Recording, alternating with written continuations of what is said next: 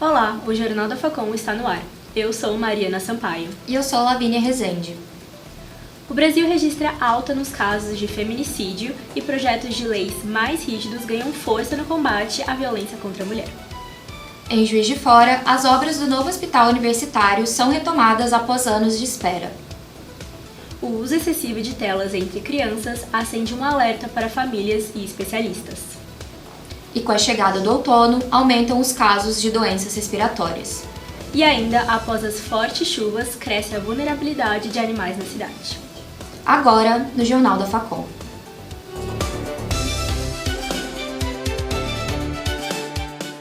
Em 2025, o Brasil registrou o maior número de feminicídios da última década. Foram mais de 1.500 mulheres assassinadas. Os números reforçam o debate sobre a violência de gênero e projetos de leis mais rígidos, como a chamada PL da misoginia, ganham destaque no Senado.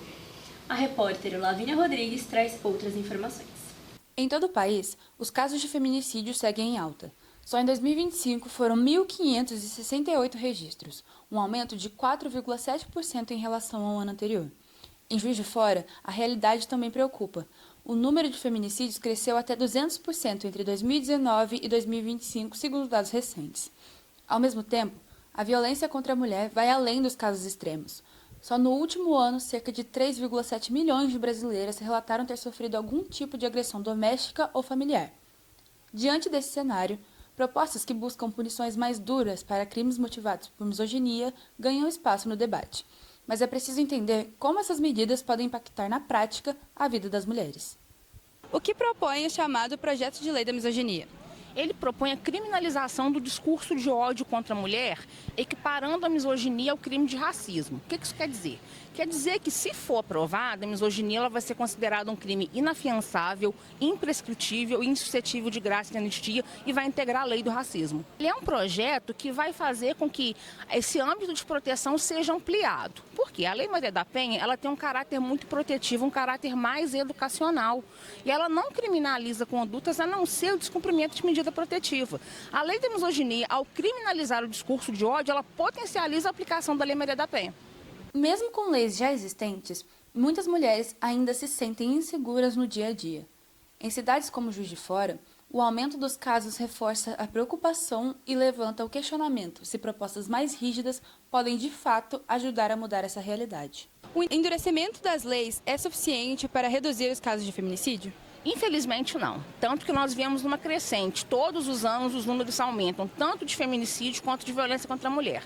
Eu entendo que para que a gente consiga de fato ter uma redução desses números drásticos de violência, é partir para a educação. Nós temos uma sociedade muito machista, muito patriarcal, que naturaliza práticas de violência. Então, enquanto a gente não educar a sociedade, não adianta ter leis tão punitivas como a gente tem. As leis são necessárias, claro, nós não podemos cruzar os braços diante da situação, mas elas sozinhas não resolvem. Além da discussão sobre as leis, o aumento da violência tem impactado diretamente a rotina das mulheres, e muitas já buscam formas de se proteger.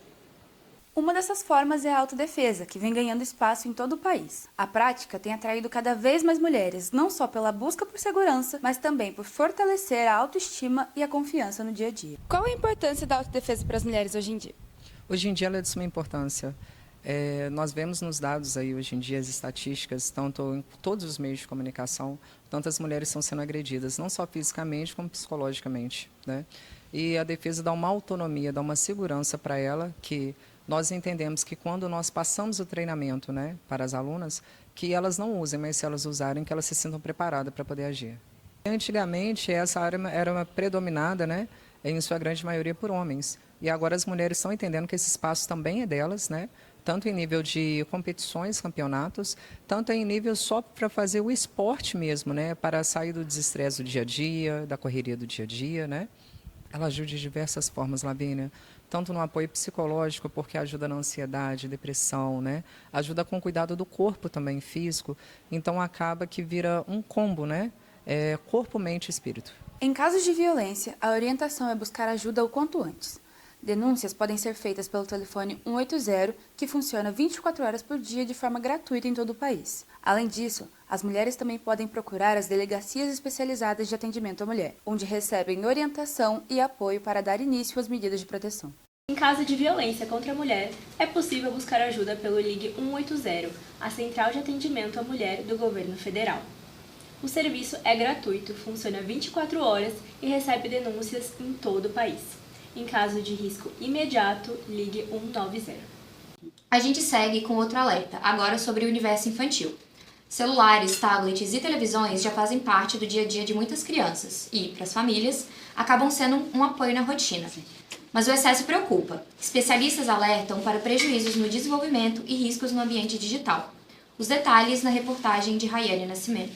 O uso de telas deixou de ser exceção e passou a fazer parte da rotina de muitas famílias. Segundo a pesquisa Chique Kids Online Brasil 2024, 93% dos jovens de 9 a 17 anos usam a internet no país.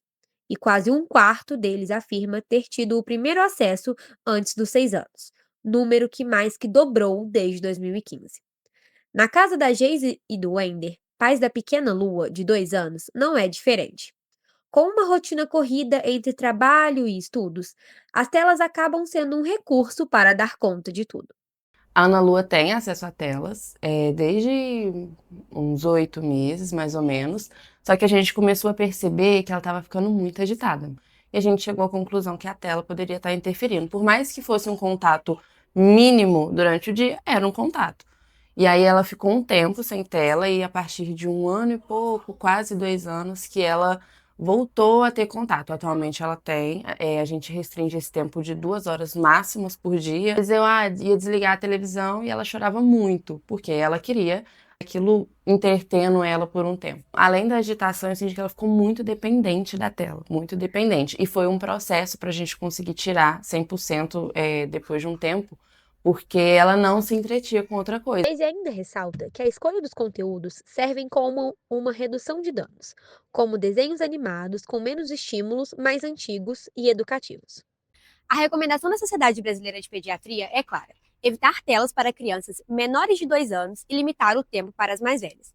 Mas na prática, como conciliar uma rotina coberta de obrigações com as demandas de uma criança? Esse excesso ele traz para a criança uma percepção, né, de que tudo é para agora, né? É o uso não controlado, ele dá uma falsa sensação da criança que ela tem tudo a seu domínio. Os prejuízos que são causados, né, seja no processo de desenvolvimento, eles perpassam a escola. Então, o quesito cognitivo, a criança ela tem dificuldade de prender a atenção.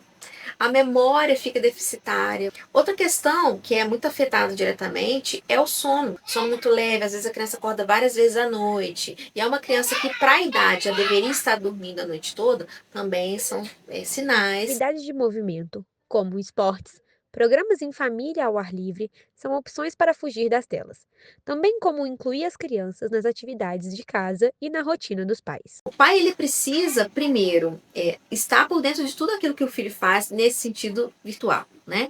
Você deixar uma criança usar o celular à reveria é como se você soltasse ela sozinha numa floresta cheia de perigos e largasse mão para lá, né? É praticamente isso.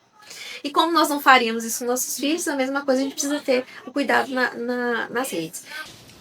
Para aprofundar o tema, o advogado Lair de Castro fala sobre os direitos de crianças e adolescentes no ambiente digital. A repórter Rayane Nascimento conversa com o advogado para o quadro De Frente com o Especialista. Eu estou aqui com o Dr. Lair de Castro e a gente vai falar um pouquinho sobre o novo ECA Digital. O que mudou na vida das crianças e adolescentes com essa nova lei?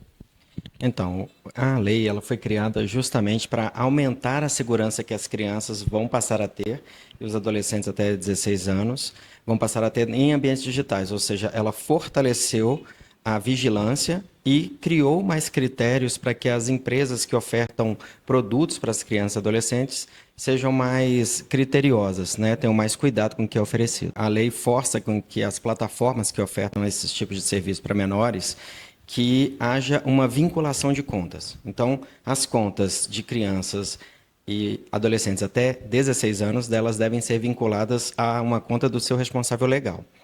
É importante dizer também que essa monitoração, ela também não é uma coisa que invade a privacidade, né? A própria lei, ela diz que deve ser garantida a privacidade das crianças e adolescentes, só que a monitorização ela vai servir basicamente para controlar, para saber se ela não está sendo exposta ou sendo utilizada algum tipo de ilicitude para ela na internet. Uma das maiores obras em Juiz de Fora nos últimos anos finalmente saiu do papel. Depois de longos anos de espera e um processo demorado de atualização do projeto, as obras do novo hospital universitário foram retomadas oficialmente. Esther Anjos explica agora. Em 2023, o anúncio da inclusão no novo Programa de Aceleração de Crescimento trouxe esperança, mas o início prático precisou esperar. Foram quase 3 anos de revisões técnicas, novos laudos de segurança e atualizações de orçamento. Como a estrutura ficou exposta por uma década, cada detalhe de engenharia precisou ser reavaliado antes das máquinas voltarem a trabalhar. A retomada das obras do novo campus do HU é a maior obra em Juiz de Fora dentro do novo PAC, o programa do governo federal que destina bilhões para construções essenciais para o país. Para o Hospital Universitário de Juiz de Fora, são 214 milhões de reais investidos para concluir a obra que estava parada desde 2015. E a obra está em qual estágio? Essa fase inicial, como ela ficou parada há 10 anos, muita coisa se perdeu, muita coisa mudou de legislação que a gente tem que adequar. Então, com isso, a gente tem que se desfazer de muita coisa da obra que não serve mais. Então, está numa etapa que a gente chama de desfazimento, de retirada, de limpeza da obra, para aí sim depois começar a etapa de reconstrução. Hoje, o ensino se divide entre 2 unidades, o que dificulta a rotina acadêmica. O novo hospital vai centralizar o aprendizado em um ambiente moderno, com tecnologia de ponta para a formação dos novos médicos da região. A gente tem pesquisas que são feitas a nível hospitalar, que são pesquisas clínicas, por exemplo, que a gente vai poder investir muito mais nisso no futuro, né? E com isso a gente acaba levando o nosso aluno da graduação, da pós-graduação, da residência médica. Isso melhora muito a qualidade do atendimento também para a população, né? E a qualidade da formação dos nossos profissionais. Na prática, a conclusão da obra significa mais leitos de cirurgias para Juiz de Fora em mais de 80 cidades da região. O superintendente explica como o novo prédio vai expandir ainda mais o número de pessoas atendidas. Mas o nosso hospital hoje, para vocês terem uma ideia, ele representa 153 leitos de internação. A gente vai para 384 leitos. Nós temos hoje só 9 leitos de UTI. A gente vai passar para 60 leitos de UTI, mais leitos de hemodinâmica, leitos de transplante. Ainda falando sobre saúde, com a chegada do outono, as mudanças no clima já começam a ser sentidas em Juiz de Fora. Além das condições climáticas, alguns hábitos do dia a dia podem aumentar ou reduzir os riscos de doenças respiratórias. A repórter Camille Oliveira mostra como o comportamento das pessoas influencia esse cenário. Localizada na zona da Mata Mineira, Juiz de Fora possui um relevo marcado por morros e áreas de vale, o que influencia nas condições climáticas. A altitude mais elevada e a presença de áreas de mata contribuem para a variação do clima, principalmente no outono. Diogo saiu de casa numa manhã gelada, mas em poucas horas enfrenta o famoso dilema do bota casaco e tira casaco, conhecido pelos moradores de Juiz de Fora. E na hora da entrevista, ele já estava pronto para viver outra estação. Então, acaba que durante o outono o tempo fica meio instável, né? Então, às vezes faz frio, faz calor, chove, o clima fica seco, tudo no mesmo dia. Então, ao menos para mim, que já tem problema respiratório, eu tenho rinite, tenho sinusite, minha garganta sempre costuma inflamar. Então, para mim é bem complicado, porque às vezes eu vou pra rua, tá fazendo calor, eu tô com uma roupa de calor, aí na hora de voltar para casa tá fazendo frio. Então, aquele pouco de friagem que eu pego já é o suficiente para eu ficar espirrando, para eu ficar com o meu nariz coçando, acordar com dor de garganta no outro dia. Então, assim, esse período de tempo é bem complicado. Nessa época do ano, o que a gente tem? As doenças respiratórias, elas são frequentes de acordo com a faixa etária. Então, nos bebezinhos, a gente tem uma doença que chama bronquiolite viral aguda, que é muito frequente das crianças abaixo de 2 anos. Depois, a gente tem os quadros de exacerbações de asma na infância, além dos quadros respiratórios, que a gente chama respiratórios de vias aéreas superiores, como as rinites, as otites, os resfriados comuns, os quadros de gripe. E aí, a gente tem as evoluções, né, com os quadros de pneumonia, quadros mais graves que às vezes requerem maior atenção. Nos adultos, a gente vai ter também os resfriados, as gripes, as rinites, sinusites e também podendo ter os quadros de asma e pneumonia. Essa mudança de temperatura afeta diretamente o dia a dia das pessoas. Mesmo assim, muita gente ainda não dá a devida atenção ao tempo seco e acaba deixando de lado cuidados simples. Então, por exemplo, febres persistentes, elevadas, deve ser um alerta para esses quadros respiratórios. A criança que não quer comer, a criança que está desanimada, que não quer brincar, o idoso, por outro lado, que também está sofrendo, que está desanimado, que não quer comer, que está com dificuldade respiratória, isso tudo vai alertar, vai acender um sinal de alarme para que esse paciente tenha que procurar uma avaliação médica. No outono, o ar fica mais seco, o que facilita a circulação de vírus e pioram problemas respiratórios. Mas, segundo especialistas, não é só o clima que causa doenças. Os hábitos do dia a dia também têm um papel importante.